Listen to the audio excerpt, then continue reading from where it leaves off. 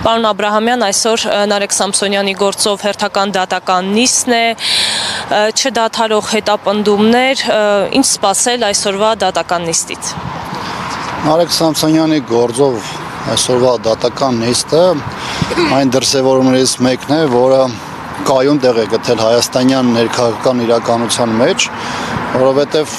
հոդվածները միգուցե փոփոխվում են, բայց քաղաքական պայքարի մեջ մտած եւ այս իշխանությունների դեմ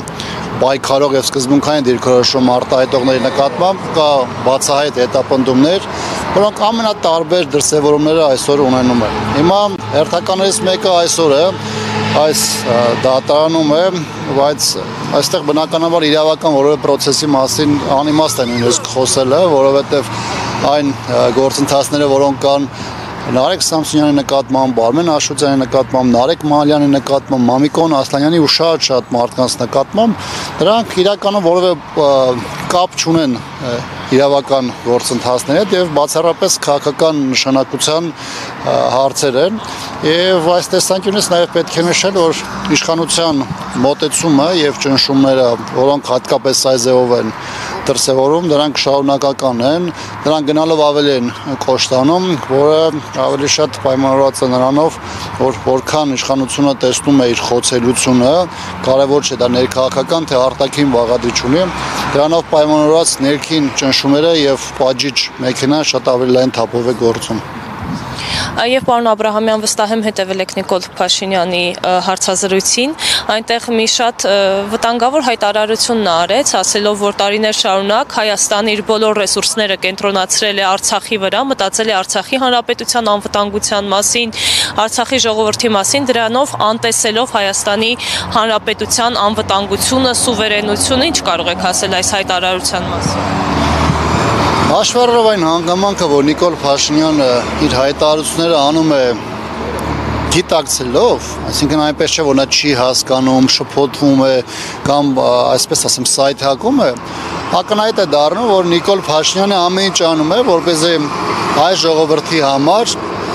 ստեղծի մի կեղծ իրականություն։ Որն այդ կեղծ իրականությունն է։ Իրականության մեջ այն մարդիկ, ովքեր համարում են, որ Արցախը եղել է բեռ, Արցախը եղել է վայր, որտեղ ստիպված Հայաստանի ռեսուրսներն են գնացել,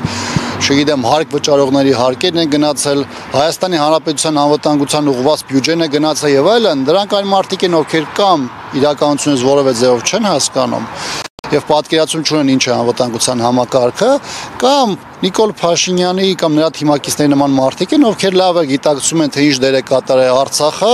առաջին հերթին նաև որպես անվտանգություն Հայաստանի Հանրապետության համար, բայց այն մարդիկ, ովքեր հանձնել են Արցախը, բնականաբար փորձելու են չակերտավոր հիմնավորումներ փնտրել, արդարացնելու իրենց դավաճանությունը։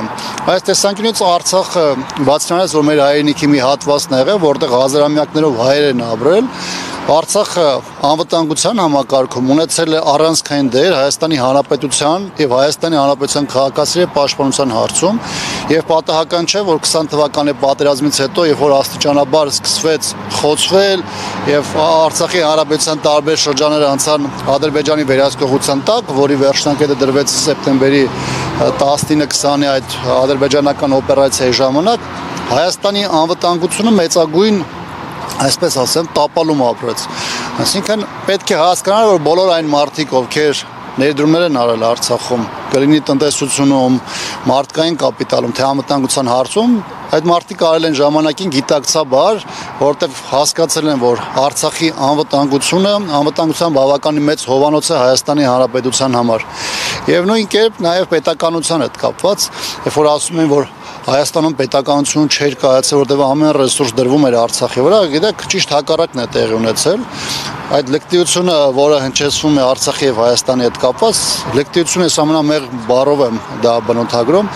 Իրականության մեջ նախ Հայաստանի Հանրապետությունը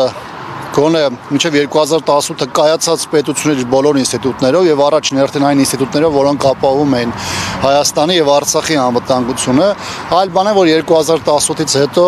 այդ անվտանգությունը ջարդեցին, այդ պետականությունը դարձեցին խոցելի եւ դրանք անող մարդիկ այսօր եկել են խոսում են Հայաստանի պետականության հետ կապված խնդիրներին։ Ավելին ասեմ, Արցախում Արցախի հանրապետության հայկական երկրորդ հանրապետության կայացումը եւ նաեւ նրա միջոցով Հայաստանի հանրապետության անվտանգության ապահովումը այսօր մեծ այս վերջին 3 տասնամյակում մեծ խնդիր է լուծել նաև Հայաստանի Հանրապետության համար։ Եվ մենք ունեցել ենք թեև չճանաչված Արցախի Հանրապետություն, բայց իրենց պետականությունը կերտած, ամրապնդած, կայացած պետական ինստիտուտներով երկու հայկական հանրապետություն, որը Նիկոլ Փաշինյանի համար ջանքերով կոդրվեց, ջարդվեց, դարձավ խիստ խոցելի, իսկ Արցախն դրանց ձեռքերով ուղղակի հանձնվեց թշնամուն։